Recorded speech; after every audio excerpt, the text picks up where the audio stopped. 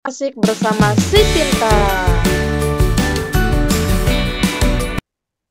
Semua orang pasti tahu bahwa tanggal 17 Agustus adalah hari kemerdekaan Indonesia. Tapi kira-kira siapa ya yang mencetuskan nama Indonesia? Ternyata yang mencetuskan nama Indonesia ialah warga Inggris yang bernama James Richardson Logan dan George Samuel Wilson All. Nama Indonesia dicetuskan ketika mereka mengusulkan nama pengganti Hindia Belanda. Mengusulkan nama Indonesia atau Melayu-nesia. Akhirnya dipakailah nama Indonesia. Logan kemudian mengganti huruf U menjadi O dan jadilah Indonesia. Lantas siapa ya yang pertama kali warga Indonesia asli yang menggunakan nama Indonesia? Orang Indonesia asli yang pertama kali menggunakan nama Indonesia adalah Ki Hajar Dewantara. Ia menggunakan nama Indonesia ketika ia mendirikan sebuah biro pers dengan nama Indonesia Pers Bureau pada tahun 1913. Lalu pada tahun 1924, nama Indonesia mulai digunakan pada koran Indonesia Merdeka, milik Perhimpunan Indonesia. Lalu bagaimana akhirnya Indonesia bisa merdeka? Untuk menjawab hal ini, kita harus melihat kembali sejarahnya. Indonesia adalah negara yang sangat kaya akan sumber daya alamnya, terutama rempah-rempahnya. Dahulu kala Indonesia masih berbentuk kerajaan-kerajaan. Kerajaan yang ada di Indonesia contohnya adalah Kerajaan Samudra Pasai, Kutai, Majapahit, dan masih banyak lagi. Pada saat itu, Indonesia dikenal sebagai Kepulauan Nusantara. Sebagian besar wilayah Indonesia masih dipimpin oleh rajanya masing-masing. Oleh karena itu, rakyat pada setiap daerah di Kepulauan Nusantara masih belum merasa sebagai satu kesatuan. Karena Indonesia yang kaya akan rempah-rempah menarik bangsa Eropa agar tidak terjadi persaingan antar bangsa-bangsa Eropa. Maka pada tanggal 20 Maret 1962, mereka membentuk persekutuan dagang yang dinamakan dengan Verenigde Oost-Indische Compagnie atau VOC.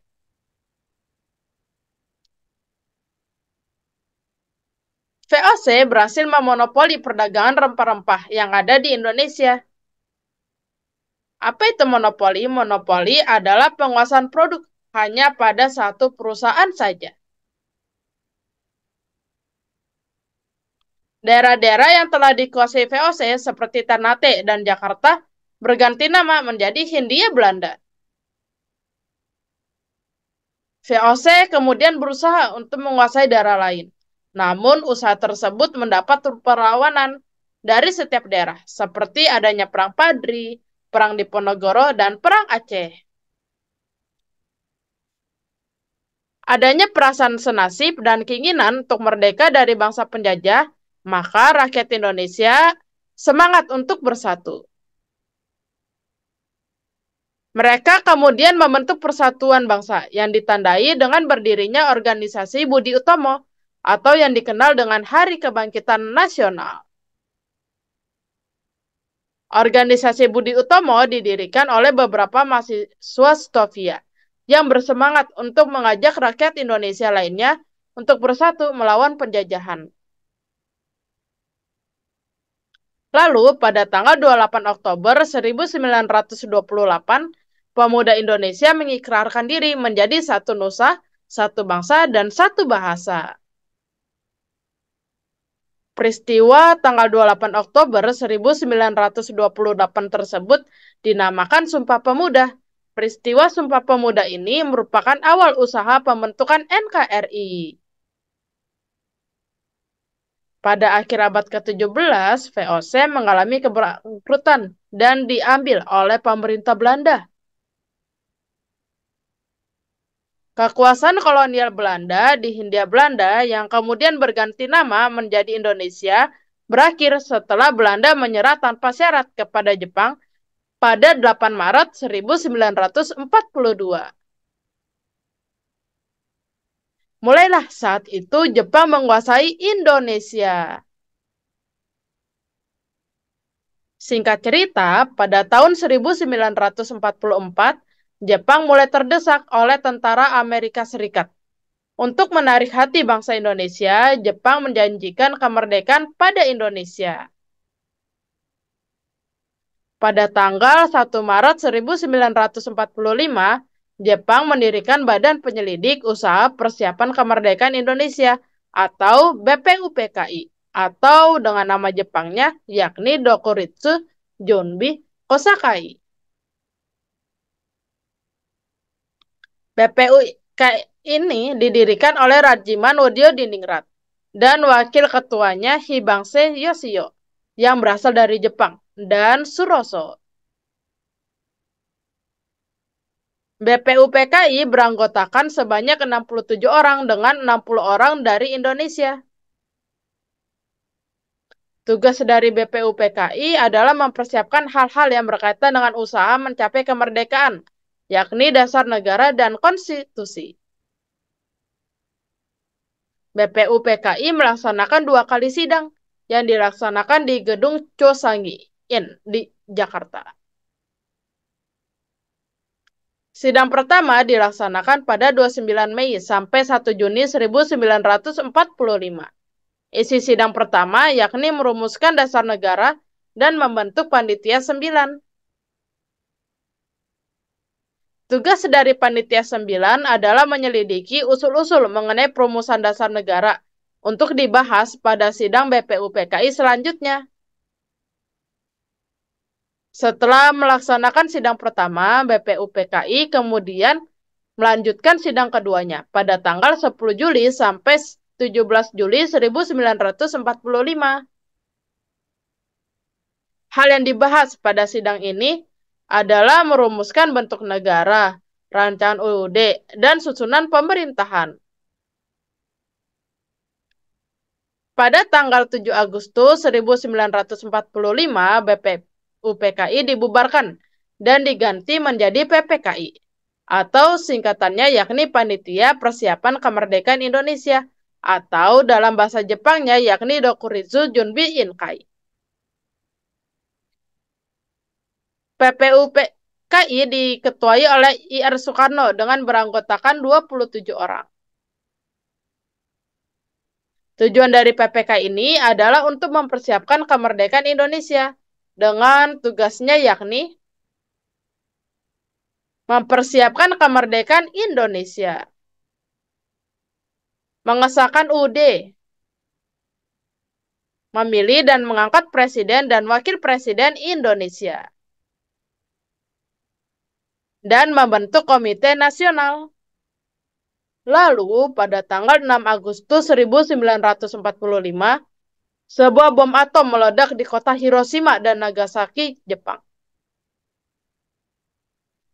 Pada tanggal 9 Agustus 1945, bom atom kedua meledak di kota Nagasaki, yang membuat negara Jepang menyerah kepada Amerika Serikat. Pada tanggal 10 Agustus 1945, Sultan Syahrir yang mendengar berita kekalahan Jepang melalui radio segera mendesak Soekarno-Hatta untuk segera melaksanakan proklamasi kemerdekaan. Namun Soekarno-Hatta tetap menginginkan agar proklamasi dilakukan melalui PPKI, Badan Buatan Jepang. Para pemuda atau golongan muda merasa tidak puas dengan Soekarno dan Hatta. Pada tanggal 15 Agustus 1945, Jepang benar-benar menyerah pada sekutu. Soekarno belum bisa melepas tanggung jawabnya sebagai ketua PPKI, sehingga ia merasa masih harus menunggu keputusan PPKI untuk mengadakan proklamasi. Pada tanggal 16 Agustus 1945, para tokoh golongan muda yang tidak puas dengan keputusan Soekarno-Hatta menculik mereka ke Rengas Dengklok, tepatnya di rumah seorang petani bernama Dijou Kisong, untuk menjauhkan mereka dari pengaruh Jepang.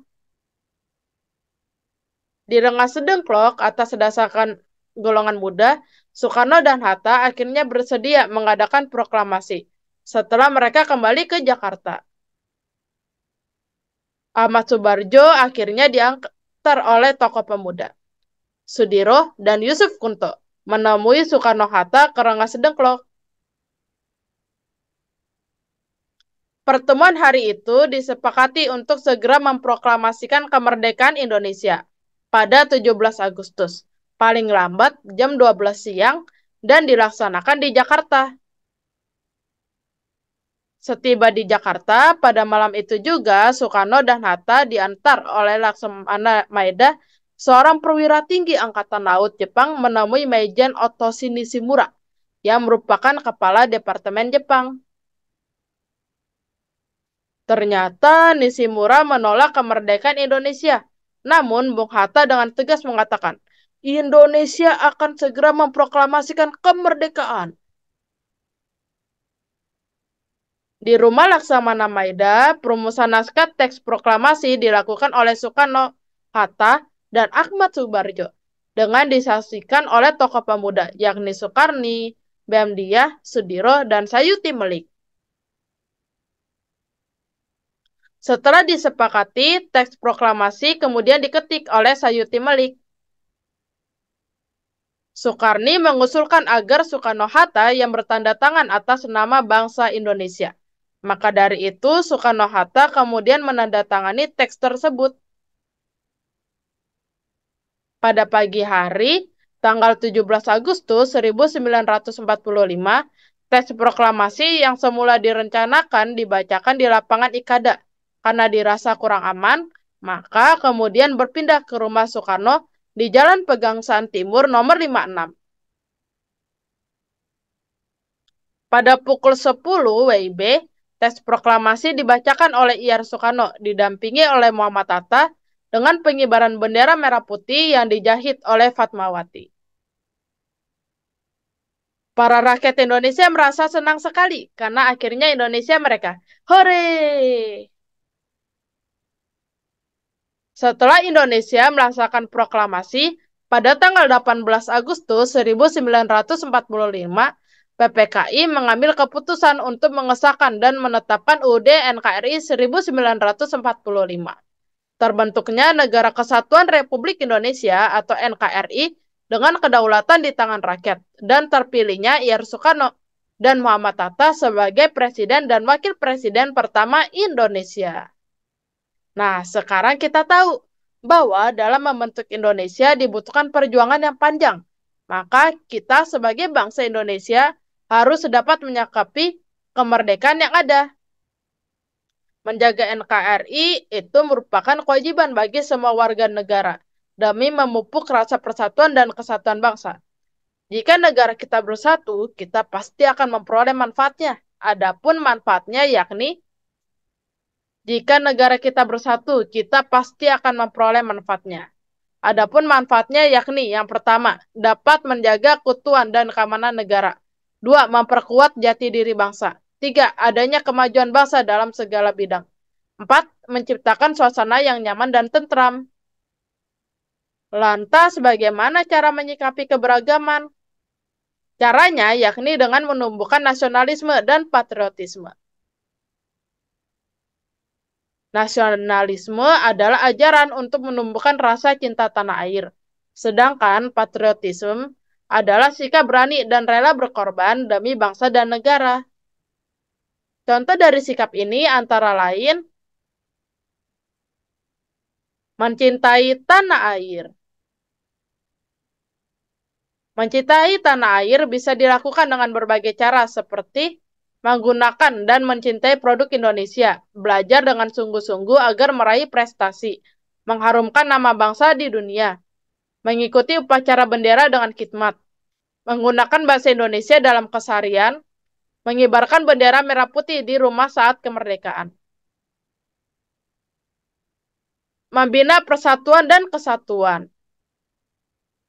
Cara membina persatuan dan kesatuan yakni menerima teman tanpa melihat latar belakang, mau mengerti perasaan teman atau orang lain, mau mempelajari budaya daerah lain, memberi bantuan tanpa melihat latar belakang, menaati aturan yang berlaku, bersyukur pada Tuhan. Kita bisa bersyukur dengan Tuhan dengan cara selalu melaksanakan ibadah, berdoa dengan tekun, dan mengucapkan terima kasih kepada orang lain.